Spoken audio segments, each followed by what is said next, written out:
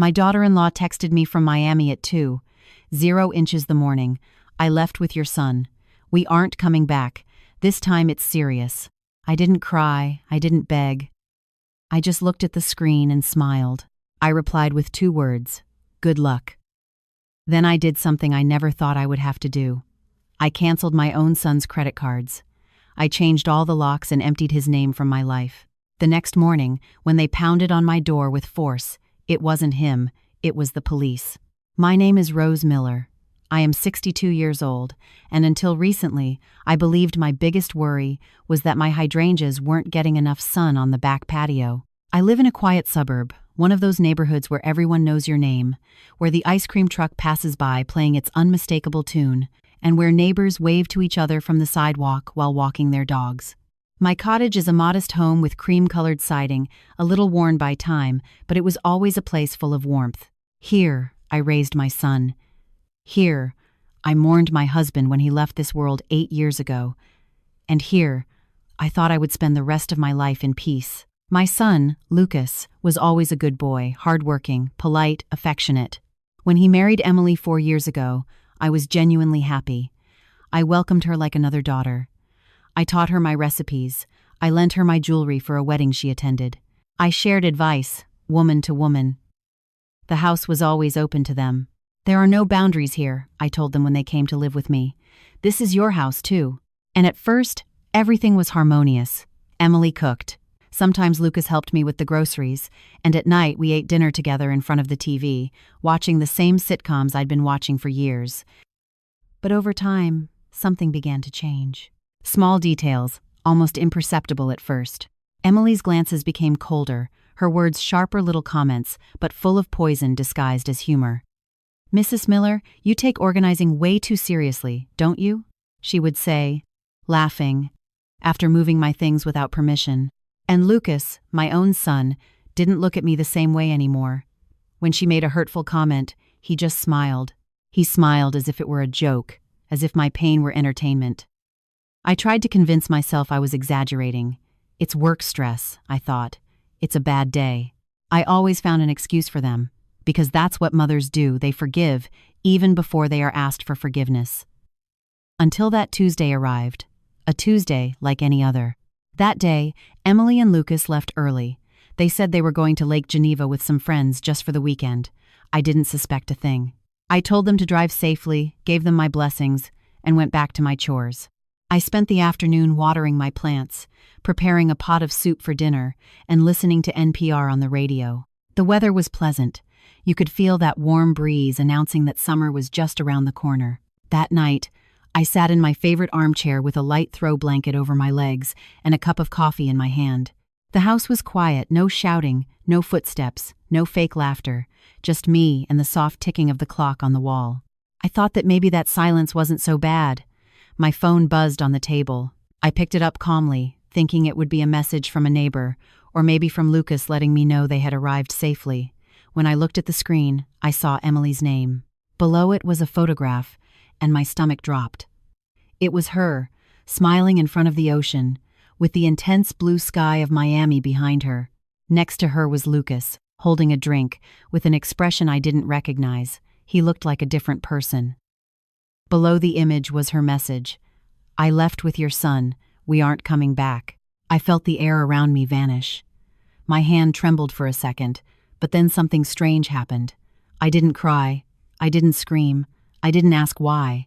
My mind went blank, and a deep chill ran from the back of my neck down to my feet.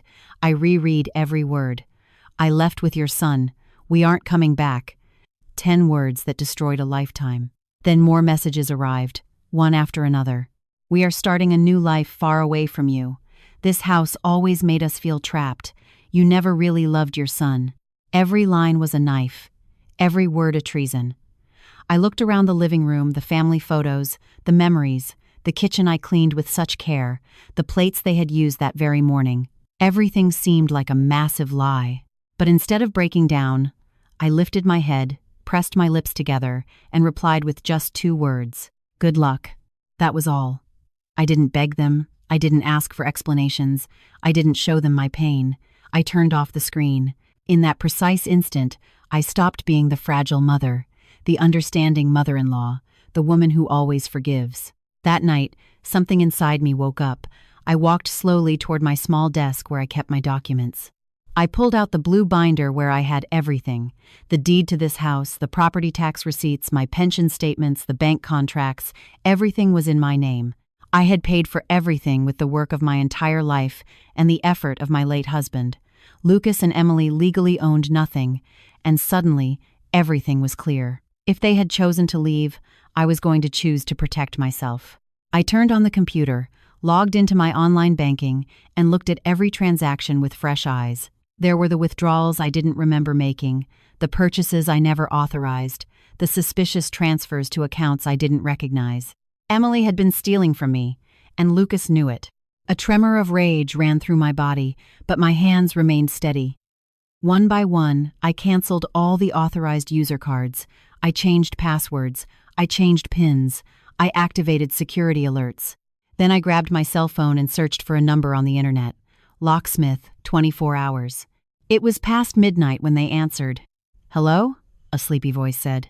"I need you to come to my house right now," I replied without hesitation. "I want to change all the locks." "Is there a problem, ma'am? Do you want me to call the police?" I looked at the dark screen of my cell phone, where hours before Emily had mocked me from the beach. "No," I said calmly. "The problem has already left, but it won't be coming back in." I hung up. I looked at the front door one last time, the one I had opened so many times with a smile to welcome my son. That door was now going to become my shield. I didn't know yet that the next day, at dawn, it would be others knocking on that same door, and it wouldn't be Emily or my son. When I ended the call with the locksmith, the silence of the house settled around me again, but it wasn't the same silence as before. It wasn't peace, nor was it fear. It was something denser, firmer, as if the air was charged with a new type of energy that I was just beginning to understand. I walked slowly through the living room, observing everything with different eyes. That table where we had eaten together so many times, the cushions arranged on the sofa, the photograph of Lucas when he was a child, in his elementary school uniform, holding a diploma proudly. I stopped in front of that image. I saw him small, innocent, with that smile that made me believe everything I did was worth it. "At what moment did you stop being my son?" I whispered. There was no answer, just the ticking of the clock that seemed to mock me, reminding me that time continued its course, even though my world had stopped. I went back to the desk. I turned on the small lamp and let its yellowish light illuminate the messy papers I had started to review. I pulled out the bank statements from the last few months one by one. I spread them out on the table, marking every suspicious movement with a red pen. There were withdrawals of $200, $500, $100. Small amounts that perhaps I wouldn't have noticed because I trusted. I trusted my son. I trusted his wife. I trusted that family I had formed myself within these walls. And that trust had been my ruin. My mind began to reconstruct every past scene. The times Emily returned from the mall with bags from expensive brands that I never shopped at, her fresh manicures every week, her new phone, her clothes, her perfumes. She always said a friend, a cousin, or a coworker gave them to her. I believed her. My son believed her. Or maybe he chose to believe her. I felt a stab in my chest, but I didn't let myself fall into the pain. That night there was no room for tears. That night was for decisions. I opened my computer, typed the name of my bank into the browser again.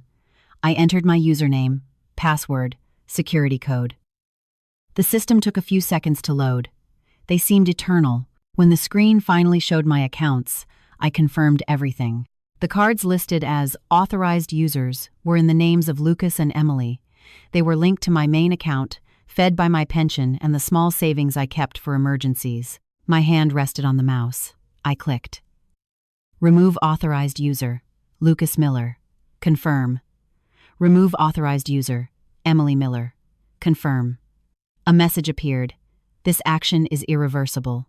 Yes, I murmured as I clicked for the last time. It was irreversible, just like their decision to abandon me. Once the cards were canceled, I changed the access password. Then I changed it again. I activated two-factor authentication, something my nephew had once recommended just in case. And then I did something I never imagined having to do. I transferred a portion of my money to a secondary account I had almost forgotten, created years ago on the advice of a bank officer for any emergency. This was the emergency. I took a deep breath. For the first time all night, I felt something resembling control. My cell phone buzzed again. This time it was desperate messages, one after another. "What did you do with the cards?" "It won't let me pay for anything, old woman. Answer me." I recognized Emily's aggressive way of typing. She didn't even bother to hide the contempt she felt for me, as if now, being far away, she believed she had the power. I looked at those words without replying. I felt a slight, involuntary smile on my lips. It wasn't joy. It was something darker, colder, a silent justice. That was when I heard the sound of an engine outside my house. I looked out the window and saw a white van park in the driveway. A sturdy man, with a mustache and a baseball cap, got out, carrying a toolbox, the locksmith. I opened the door without fear. He looked me up and down, perhaps trying to understand the urgency of this older woman who had called him past midnight. "Is this the place, ma'am?" "Yes," I replied. "All the locks, the front door, the patio door, and the back door. And where is the other person who lives here?" he asked cautiously. I looked at him steadily, not lowering my gaze. "They don't live here anymore." He didn't ask any more questions. While he worked, the metallic sound of the drill broke the silence of the early morning. Every screw, every turn of the new key sounded like a promise, a seal, a definitive barrier between my past and my immediate future. I used that time to start gathering all their things. I went into the room they shared. I opened the closet without care, without the delicacy I once had. I took Lucas's shirts, his shoes, his trousers, his old denim jacket, everything I recognized as his. Then I moved on to Emily's things: tight dresses, flashy blouses, makeup, knockoff designer bags. I grabbed them one by one, without elegance, without nostalgia. I just piled them up in front of the door. Every garment was an empty memory, every object a lie. When I finished, the hallway looked like a makeshift storage unit, mountains of clothes, bags, boxes, shoes, everything they once considered their world reduced to a pile on the cold floor. The locksmith finished his work almost 2 hours later. He tested the new keys, checked the firmness of the door, made a last adjustment to the deadbolt. "All set, ma'am." "No one gets in here without this set of keys," he said, handing them to me. I held them. I felt their weight. More than metal, they were freedom. I paid him, and before he left, he added in a low voice, "Take care of yourself." I nodded without words. When the door closed behind him, I was alone again. But now, for the first time in a long time, I didn't feel helpless. I felt protected by myself. I went up to my room, sat on the bed, and looked at the empty side where Lucas used to sleep as a child, where his breathing accompanied me on silent nights, where I thought he would always be. And then, without tears, without lamentations, with a calm I didn't know I possessed, I lay down. I closed my eyes. Exhaustion wrapped around me like a heavy blanket. Before falling asleep, a thought pushed its way into my mind, clear and unsettling. They don't know the strength of a mother when she stops being afraid. And without knowing it yet, I knew that at sunrise everything would escalate even more, because somewhere, far from here, Emily and my own son had already taken the next step. And that morning, the police were about to knock on my door. I woke up to a sharp pounding against the door. It wasn't a polite or shy knock.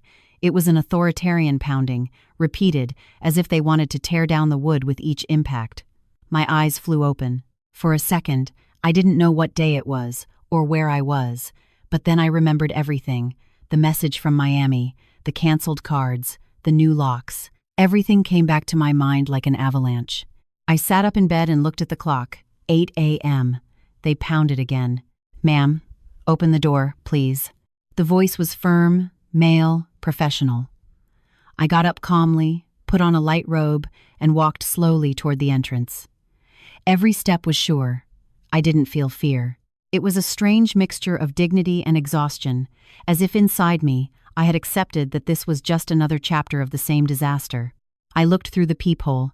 2 police officers were standing outside, one younger, with a serious face, the other older, with graying mustache and attentive eyes that seemed to have seen too many stories like mine.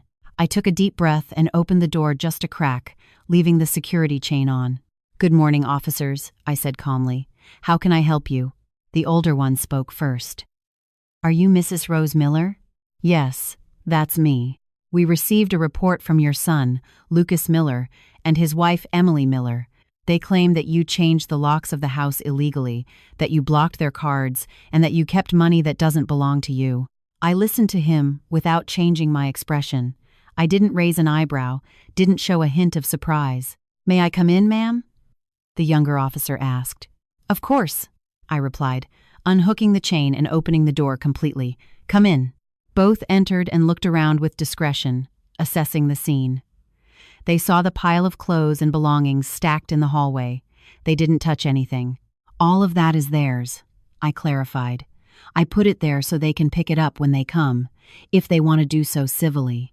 The older officer nodded slightly. "Could you explain your version of the events, ma'am?" I invited them to sit at the small dining table. I went to the kitchen and poured coffee. My hands weren't trembling. It was incredible. It seemed all the trembling had been left in the past. "Look, officers," I began when I returned. "The house where we are right now is mine. It has been in my name for more than 20 years. I bought it with my husband, may he rest in peace, long before my son got married. I have the deed here." I went for the blue binder and opened it in front of them. The paper was aged but clear and legible. Lucas and his wife lived here by my decision, not by legal right. They were never on the deed. They were guests' family, yes, but guests in the end. The young officer glanced at the documents carefully while the older one observed me in silence. "So, why does your son say you changed the locks of his own house?" I couldn't help a slight, bitter smile. "Because last night I received this message." I picked up my phone and showed them the screen. There was the photo, Emily smiling from Miami, Lucas by her side, a drink in his hand, and the text, clear as water, "I left with your son. We aren't coming back." Both officers leaned in to read it better. After that, I continued. Insulting messages started arriving, and I also discovered that for months they were using my money without permission.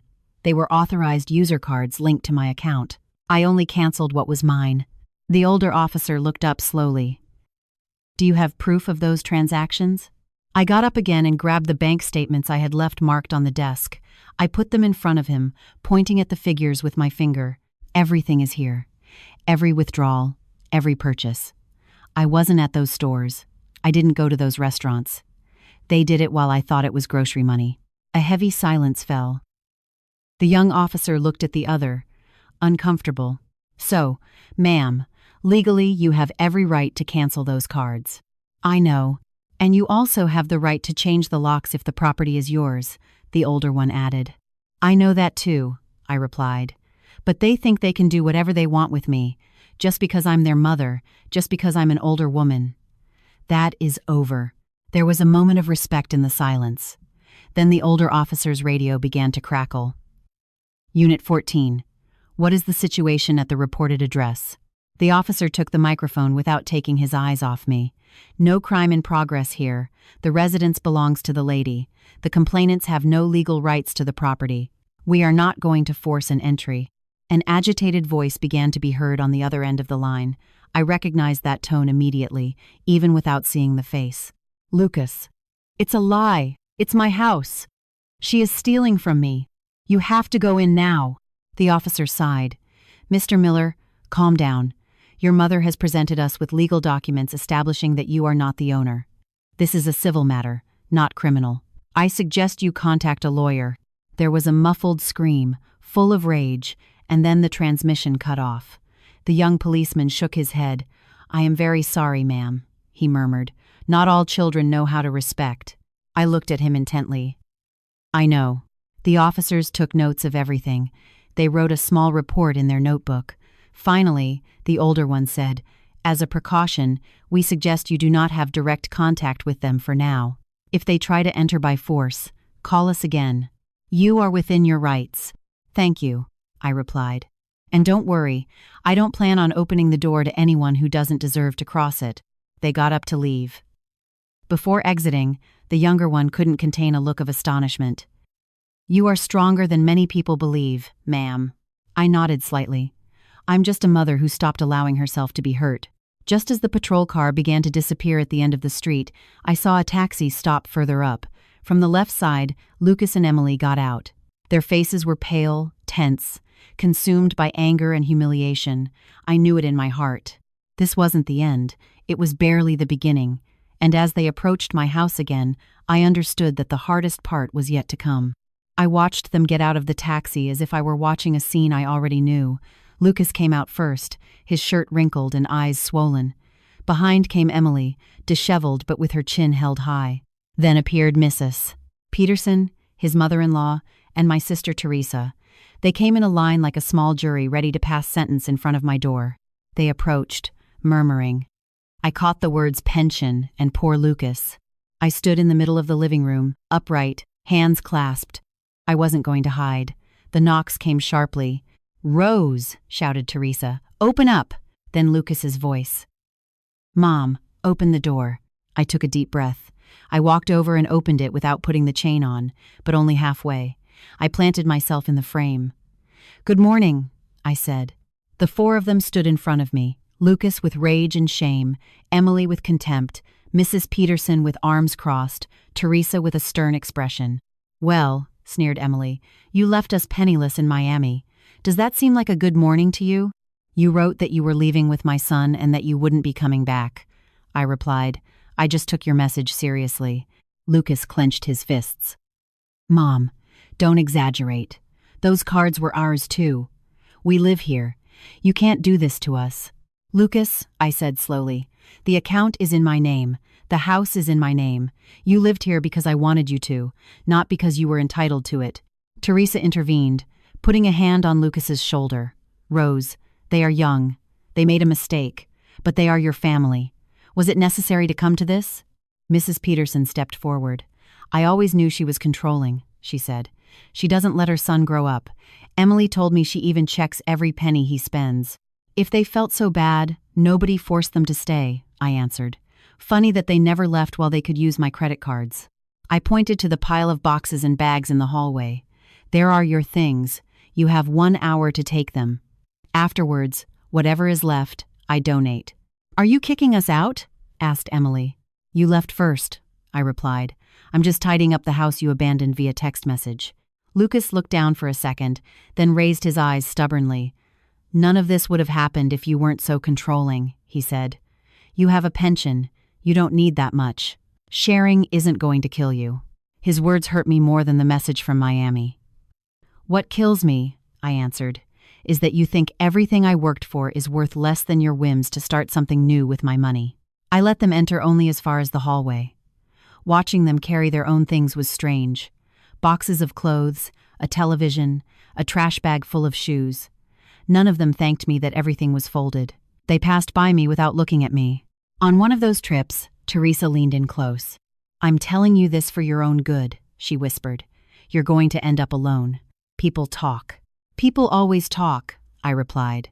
"But when you needed a home, I opened the door. When Mom got sick, I stopped working. Now that I set a boundary, it turns out I'm the bad guy." Teresa sighed and stepped away.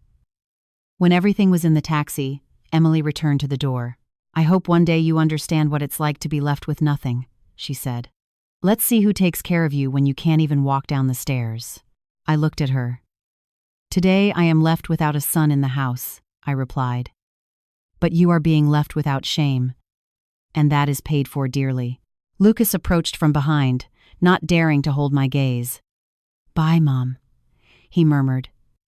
I didn't know if it was a real goodbye or just a quick exit. I didn't answer. I closed the door when the taxi disappeared at the end of the street. The silence after the door slam was like a blow. I leaned against the wood for a few seconds, feeling my body go slack. I walked to the living room and let myself fall into the armchair. The house was suddenly too big. I looked around. No backpacks thrown around, no shoes in the entryway, no dirty glasses on the table. Everything was in order, and yet it felt empty.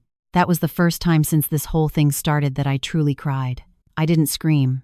I didn't complain. I just covered my face with my hands and let it all out, the disappointment, the sadness, the exhaustion. I cried for the boy Lucas was, for the man he became, for the Rose who forgot herself for years. When I had no tears left, A hollow space remained. I got up almost by inertia, put coffee on to heat, ate a piece of toast, and nothing else. The phone rang several times. I didn't answer. I didn't want to explain anything. The next 2 days went by in automatic movements, sweeping the patio, doing laundry, watering the plants. Every time I passed the room where they slept, I closed the door harder. I worked with my hands so I wouldn't think with my head. One afternoon, when the sun was already going down and orange light was coming through the kitchen window, someone knocked on the door. 3 soft knocks, very different from the patrol car or Lucas. I opened it. It was Lupita, my neighbor, with a tray of cookies wrapped in a floral napkin. Behind her was her granddaughter, Anna, with her cell phone in hand and a frown on her face. "Mrs. Miller," said Lupita, "I brought you chocolate chip, the ones you like." She hesitated. "And well, Anna wanted to show you something." The girl held up the phone. On the screen, I immediately recognized Lucas and Emily's faces, hugging and smiling. Below the photo, a long text. The title read, "My Truth, How My Own Mother Left Us on the Street." I felt a different kind of cold, not in my body, but in my soul. What had started in my living room was now all over the neighborhood and soon, all over the internet. Anna's cell phone remained held high in front of me. The photo of Lucas and Emily took up the whole bright screen, well edited, as if their smiles could erase everything they had done to me. Below, that long text began with words I never thought I'd read together. "My truth, how my own mother left us on the street." "Look at what they are saying, Auntie Rose," Anna said, handing me the phone. "They are making you look like a monster." I read with cloudy eyes, but attentive to every word. Emily had written entire paragraphs calling me controlling, cold, abusive. She claimed I had humiliated them, changed the locks without warning, left them penniless while they only wanted to start a new life together. Lucas had shared the post a few minutes later. His message was shorter, but no less cruel. "Sometimes the person who gives you life is also the one who takes it away." Thanks to my wife, I understood true love. I felt a pressure in my chest, as if someone were placing a huge stone on my heart. "How could he write that?" I whispered. "I carried him, fed him. I worked overtime to buy his school supplies." Lupita took my hand. "They are blinded by anger and shame," she said. "But you can't let this go on." Anna started scrolling through the screen quickly. "It's not just that, Auntie. Their friends are commenting, sharing. Look, here one says you're a crazy old lady who won't let go of the money, and this one says they should take away your pension." I felt the rage, the kind I had kept at bay for days, start to ignite again, not like an explosion, but like a slow fire burning stronger than tears. "They want to paint me as the villain of a story I didn't write," I said quietly. Anna nodded. "Exactly. And that's why we can't respond with words. Words are carried away by the wind. We need facts." I looked at her, surprised. "And what can we do?" She took a deep breath. "Remember the messages they sent you, Auntie? Those times Emily bragged about things you hadn't bought her? The weird withdrawals? All that is recorded on the networks and at the bank, we just have to bring it to light." The idea chilled me to the bone. "But I don't know how to do that." "I do," she replied with confidence. "And you trust me, right?" I nodded without hesitation. The 3 of us sat in the dining room. Anna plugged in her laptop and began explaining step-by-step things that sounded complicated, but she made look simple. "First, we're going to download a backup of your WhatsApp," she told me. "That has all the messages they ever sent you. And then we're going to check Facebook, because even if they deleted something, there's always a trace." Watching her work was like observing a surgeon. Her fingers moved quickly over the keyboard, opening folders, searching for dates, names, keywords. I watched her with a mixture of amazement and gratitude. "Here," she said suddenly, turning the computer toward me. "Look at this message from Emily 6 months ago." I read aloud with difficulty. "Your mom doesn't even notice when I take out money. Little by little, we're saving up to get far away from here." My hands trembled. "And this one," added Anna, "is from Lucas, 2 weeks later. Another message. As long as she keeps the card active, let her do what she wants. She doesn't need that much anyway." It was as if I were being forced to watch my own betrayal repeated on screen. "I can't believe it," I murmured. "Well, believe this, Auntie," said Anna, opening another folder. "Look at these bank statements I helped you download." There they were, printed on the screen. Dates, times, locations, amounts. withdrawals at ATMs near her work, purchases at expensive restaurants, hotel payments. Everything coincided with the days Emily told me she was going to see a friend or work late. "This isn't just a lie," Anna continued. "This is financial abuse. And it's a crime." Her words rang like a bell inside me. "Against the elderly. Besides," she added seriously, "there are laws that protect you, Auntie. You have rights, even if they want to paint you as a useless old woman." I remained silent for a few seconds, then lifted my head. "What do we do now?" Anna closed the laptop gently. "Now we aren't going to fight like them. Now we are going to show the truth. Only the truth." She took out her cell phone and started taking screenshots, the messages, the amounts, the dates, the photos, everything perfectly ordered. "We aren't going to write insults," she explained. "We aren't going to argue. We're going to create an album and give it a simple name. Just facts." I looked at her, surprised by that calm so similar to the one I had felt the night of the Miami message. "And what do I write in it?" I asked. Anna thought for a few seconds. "Just one sentence. I am not going to argue with anyone.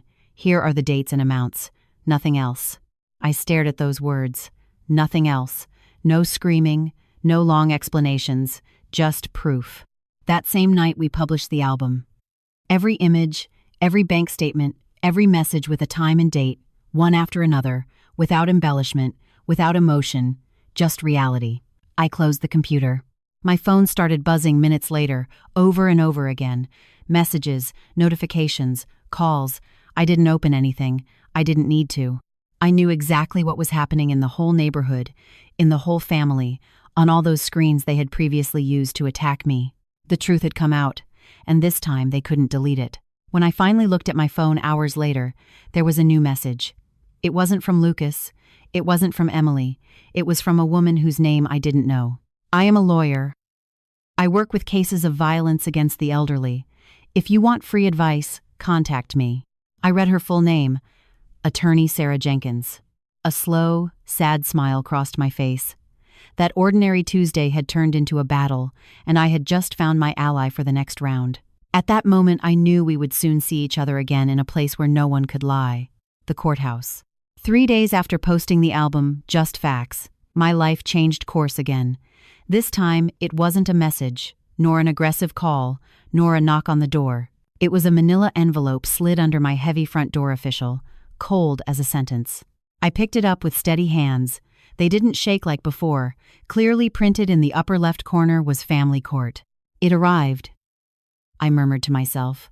I went into the house, sat at the dining table, opened the envelope with a small knife, and read the citation in silence. Lucas and Emily had filed a formal complaint against me for misappropriation of shared assets, breach of trust, and emotional distress. Emotional distress. That phrase caused me a bitter smile. "What irony," I whispered. My cell phone buzzed seconds later. It was an unknown number. "Mrs. Rose Miller?" asked a firm but kind voice. "Yes. Who is this?" "Attorney Sarah Jenkins. I wrote to you after seeing your post. I wanted to get ahead of this. I already received a copy of the lawsuit they filed against you. If you agree, I would like to represent you at no cost." I closed my eyes.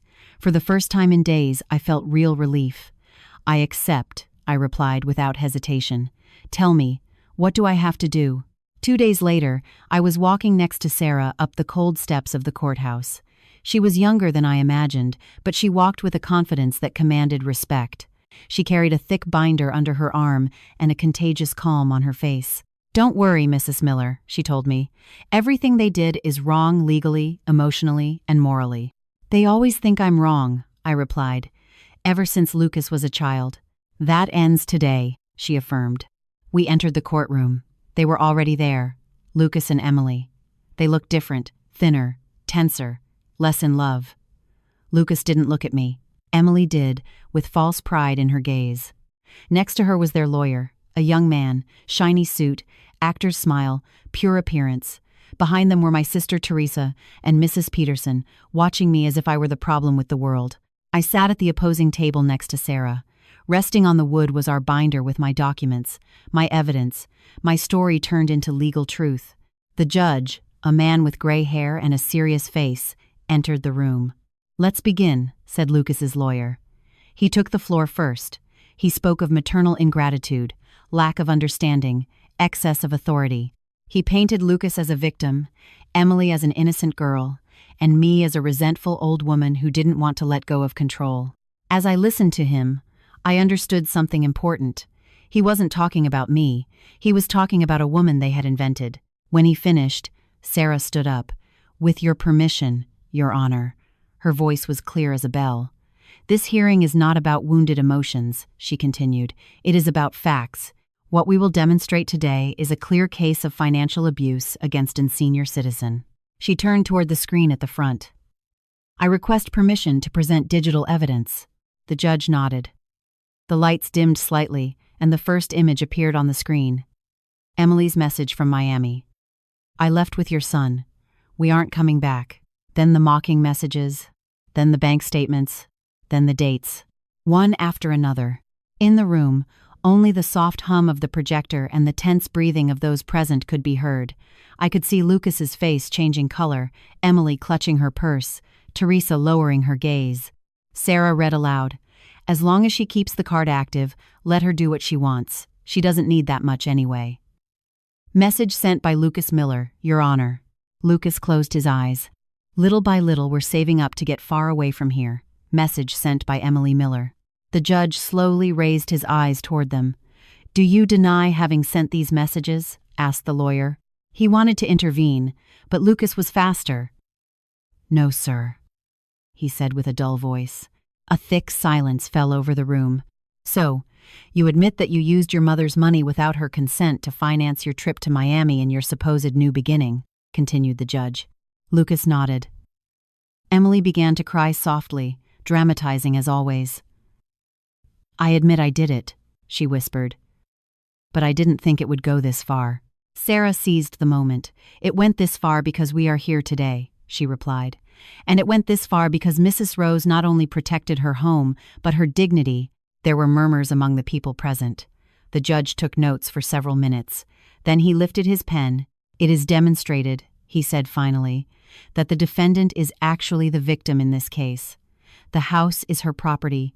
The money belongs to her. The cards were used without permission. The court declares the lawsuit filed by Mr. Lucas Miller and Mrs. Emily Miller baseless." My heart gave a silent leap. "Furthermore," he added, "a temporary restraining order will be issued. Neither of the two may approach Mrs. Rose Miller, nor her residence, nor have contact by any means, while the investigation for financial abuse continues." He turned to look at me. "Ma'am, you have been very patient. The law is on your side." I felt the air return to my lungs with force. Lucas lowered his head. Emily sobbed. Teresa got up quickly, ashamed. Mrs. Peterson left without saying goodbye, and I just closed my eyes not for victory, but for peace. Upon leaving the courthouse, Sarah put a hand on my shoulder. "This doesn't end here," she said, "but today we took the most important step. You recovered your voice." I looked at her and corrected her with a soft smile. "No. I recovered something better. My place in this world." That night, returning home, I locked the door with my new keys. I walked through the living room in silence. I looked at my plants, my photos, my walls. The house no longer felt empty. It felt mine. But something deep in my chest told me that one last chapter was missing, one where a door wouldn't just close, but another would open. The day after the trial, I woke up without starting. That for me was already a small victory. There was no pounding on the door, no messages loaded with poison, no murmurs outside the house. Just the singing of birds in the tree on the patio and the warm light sneaking through the kitchen window. I prepared coffee slowly, as if every movement were a small ritual. The boiling water, the aroma of ground coffee, the steam drawing invisible shapes in the air. For the first time in a long time, I didn't feel rushed. I didn't feel I had to prove anything, explain anything to anyone, justify any decision. I just existed, and that was enough. I looked around the house with different eyes. I no longer saw the space where Lucas used to leave his shoes lying around, nor the wall where Emily hung photos that meant nothing to me. Now I saw a blank canvas, a space where I could start over in my own way, without anyone's permission. That same day I called the notary.